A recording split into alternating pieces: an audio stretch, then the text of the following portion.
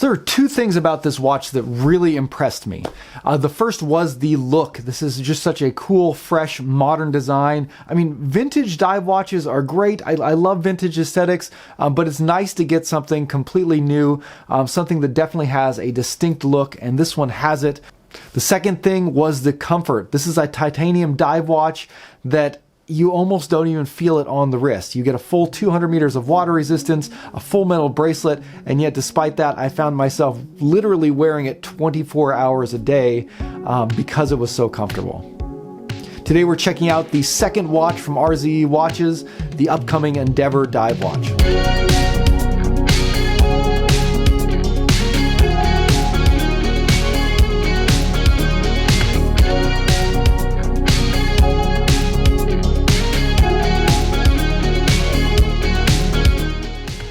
Hey guys, this is Dave. Welcome back to Just the Watch, a channel all about budget watch collecting. So if you like to collect watches, or if you're just interested in trying to find a good watch for yourself, but you don't have a lot of money, definitely invite you to subscribe and start following along the channel. I love to review affordable watches, talk about affordable watches, and I'd love to talk with you about affordable watches. So definitely subscribe and leave a comment if you're interested in this sort of thing.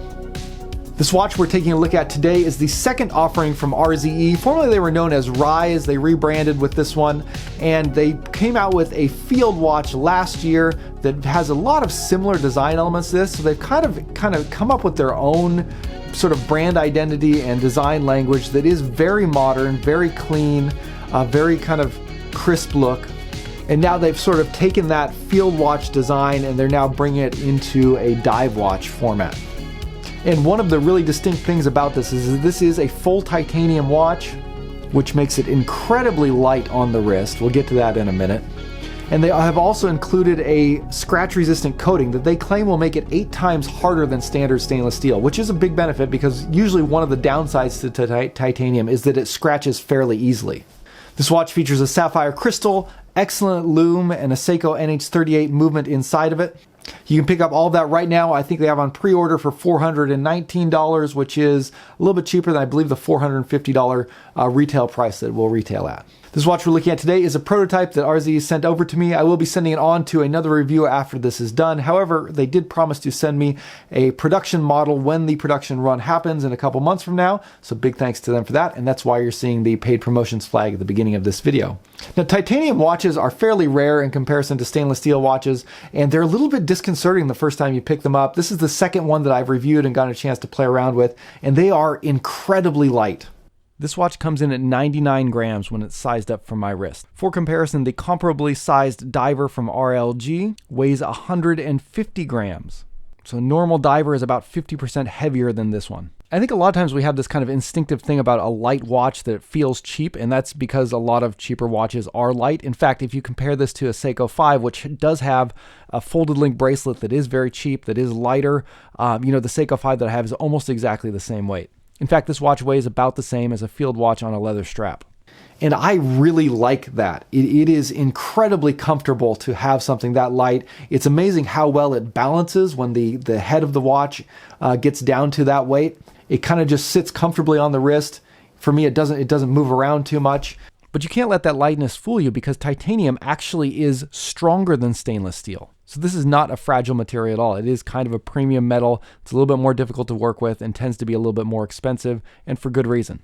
It does have a very unique look. It's kind of a darker, usually more of a matte finish to the watch. When you're looking at kind of a tool watch like this, they've gone with a sort of matte bead blasted finish that is really kind of all business. And it really fits, I think, the character of the watch. And I feel like RZE has done a good job of using color in other areas to sort of offset that and provide something that still has kind of a really fun look to it, particularly when you're looking at this yellow dial one that I have in for review. Anyways, let's go ahead and take a closer look at it, and I'll show you what I like about it. We'll check out the lume and come back in and talk about what I think about just the price and whether I think that's justifiable with what they're offering. Okay, so we're coming in for a closer look at the RZE Endeavor, and I feel like they really developed a kind of cool, fresh design language that they've carried over here now into what they're billing as a dive watch. And to me, that design language is kind of defined by a really angular case along with really clean, crisp lines. And that design language, when applied to the dive watch format, comes up with a pretty interesting result, as you can see here. Specs-wise and design-wise, functionality-wise, this is everything you want out of a dive watch. You're getting 200 meters of water resistant, excellent visibility in day or night. You're getting a Lume pip and a unidirectional 120 click rotating bezel, along with a Lume second hand. Add on to that this is a watch with a sapphire crystal and a full titanium case with a hardening treatment applied to it, and you have a really technically well put together watch. But the look of it doesn't really scream dive watch. You know, if as I'm wearing this watch, I don't really feel like I'm wearing a dive watch like I do with a lot of other ones. And some of the elements I think that kind of give it that unique look that doesn't really scream dive watch. One is this kind of thin titanium bezel with a very simple gray finish to it. And then the overall case design and finish as well. Again, very angular case design and very kind of matte finish over it. So it's a titanium watch that has a matte coating. So there's no brushing or polishing. It's kind of like a bead blasted sort of finish. And then they've applied a scratch resistant coating. I believe they call it Ultra Hex, which seems to be working very well, by the way. I've had this one for a while and it has not picked up hardly any scratches, which is good to see on a titanium watch. But this finish is very interesting. Like it's a very matte kind of finish. There's not a lot of gloss to it, but when you get it into bright light, you can kind of see a little bit of a shimmer to it as well. So especially in bright sunlight. So it's kind of this interesting kind of finish to it that I really do like. And another reason I think this doesn't really wear like a typical dive watch is the thinness. So this has a Seiko H35 movement in it, but they managed to get it down to only 12 millimeters thick, with a 200 meter water resistance, which is really impressive. They've also gone with a smaller case size. So this one's only 40.5 millimeters across is what they've measured it at. You're getting 20 millimeter lug openings and only 45 millimeters lug to lug. So fairly compact lug to lug, again, helping it to wear very comfortably on the wrist and really good for accommodating a wide variety of wrist sizes, I think. Another thing that I really like about it is the bracelet that they've done. So this is a full titanium bracelet as well, has the same coating as the rest of the watch, and the bracelet is extremely comfortable. So it's a 20 millimeter bracelet at the lugs, but it tapers sharply down to 16 millimeters at the clasp, which helps it to wear very comfortably. Also, there's a fair amount of flex here too. So you can see it's a very fluid bracelet, lots of great articulation. It'll lay flat against the back of the case. And then you're also getting female end links here. So the bracelet is extremely comfortable. You combine that with the fact that this is titanium, which makes it really light to wear. This is one of the most comfortable metal watches I've ever worn. I mean, I was literally wearing it 24 hours a day. Like, I didn't even think to take it off at night, falling asleep with it on my wrist because it was so comfortable. And I rarely do that with braceleted watches. Let's talk a little bit about the dial design that they've done, because I think that's also another kind of unique thing that they've put together. First off, the texture of the dial is this kind of really cool, sort of a smooth, rough texture. I don't know. I feel like it's like, you know, almost like a melted sand kind of texture. And then in this color, I really love this medallion yellow, they're calling it. There's a bunch of different color options. This is the one I specifically was the most interested in, asked them to send that one. So I'm kind of glad I got to take a look at it. I love the way that kind of bright yellow with just a tint of orange to it really kind of contrasts against the gray of the rest of the watch. An overall extremely legible dial. Everything about it, the printing, the hands, the indexes, all of it is very crisp, very sharp. No, blurry or rough edges. Extremely well finished on the dial design that they've done. The hands are kind of a dark gray color filled with lume, and then the applied markers, have a very clear, crisp black outline around them, and then they are also filled with a lot of lume. The lume is excellent on this. We'll see a lume shot in a second here. And I really like the index design that they've done. You're getting fairly simple batons, but again, that really clear black outline helps them to stand out and make them very visible. And they've really kind of distinguished the cardinal markers at 12, 3, 6, and 9. So all of those are divided. So you've got that little half kind of line going in the middle of them. And that's actually dividing two different colors of lume. So in the dark, those markers glow both green and blue. Also, you'll notice that the 12 o'clock marker is fat. So again, really helping you to easily orient yourself in the day or night and seeing, where the up or down is on the watch. So really great clarity all the way around. You are, of course, getting a screw down crown that is very well finished, very easy to grip, good size, it's signed, and when you do unscrew it and pull it out, you'll notice that this is a no date movement that they're using. So there's no date on the dial, there's no date on the movements, there's no ghost date position. This is using the Seiko NH38. So great to see them matching the right movement with the no date style of the watch. The bezel action is very nice on this watch. You're getting very solid, clearly defined clicks. However, it does feel lighter than a lot of other bezels, and that might be due to the titanium material that they've used on the bezel.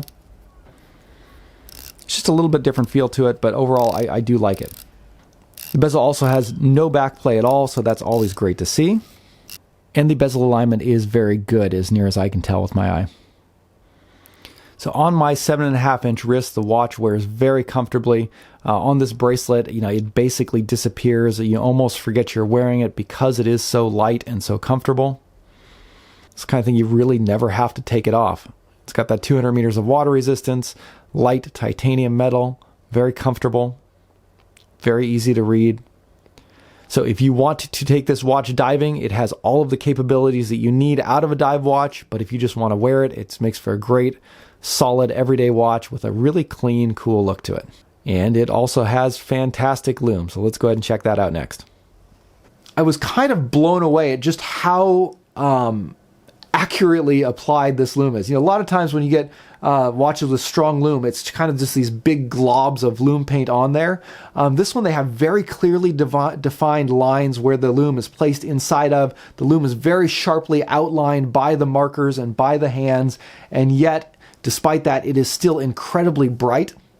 And because they've used a bicolor lume, adding sort of the blue BGW9 accents to the 12, 3, 6, and 9 markers, you get just a really cool looking after dark effect. But let's take a look at the longevity and actually see how it compares to some other watches in my collection as well. Now, I've got the Endeavor in here up against some really heavy hitters in my collection. 3 of the other watches in here have X1 grade or equivalent lume. The Endeavor does not. So this has very good lume. It appears to be Swiss Superluminova C3 and BGW9, but the standard variants of them. It is applied very cleanly. It is applied very heavily, and you do get a good strong glow. After 1 hour, the handset is basically equivalent to that of my Seiko Samurai, but the indexes are significantly brighter. So there is a disparity between the brightness on the indexes and the hands. Part of it is I think the hands are kind of a thin handset for a dive watch. A lot of times you have thicker ones that give you more room to apply lume. So that's one area where if they were really trying to maximize the lume, they could have maybe done a little bit better. But if it is still as good as the Seiko Samurai, it's still pretty darn good lume. Now, if you play this out to the full 2.5 hours, that's where the X1 grade watches are really going to outshine this. But even still, the Endeavor is still legible even after 2.5 hours and still besting the Seiko Samurai, which Seiko is known for their great lume. So if it is better than Seiko's lume, it's pretty good. So in my time with the RZE Endeavor, I couldn't really find any faults in it. There's nothing about the watch that really annoyed me. I didn't find any manufacturing defects, any quality control issues, which is pretty great for a prototype that they sent over. There's some personal choices I would have gone differently. For one, I would love to see a date version of this watch. I always prefer to have a date on my watches, and as of now, they're not offering a version with a date. But that's kind of a personal preference thing. A lot of people prefer no date watches. The clasp on the watch was maybe one of the weaker points. It was not a bad clasp, but maybe it wasn't as great as the rest of the watch. It functioned really well, but it is just kind of a flip up and then pull open clasp.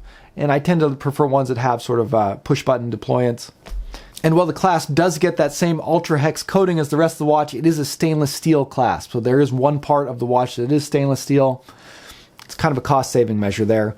But overall, again, it was maybe a weak point of the watch, but not really a bad clasp at all. But what I think a lot of people are going to be wondering is, is it worth it at this price range?